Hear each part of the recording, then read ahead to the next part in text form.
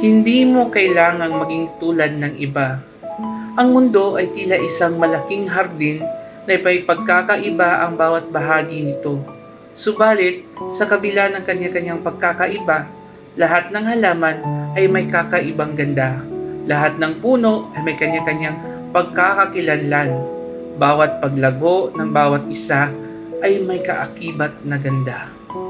Bawat bahagi ng hardin na may iba't ibang katangian na siyang nagpipinta ng isang magandang tanawin. Bawat kulay ay tumutulong sa pagpapaganda ng buong tanawin. Ganito rin ang mundo. Bawat taong nasa ibabaw nito ay may kanya-kanyang halaga.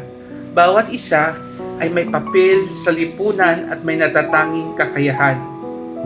Sa mga panahong naliliit ka sa sarili, tandaan mong gaya ng mga halaman sa hardin, may natatangi kang ganda.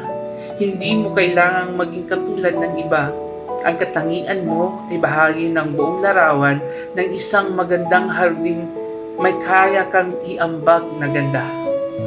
Hindi mo kailangang maging tulad ng iba.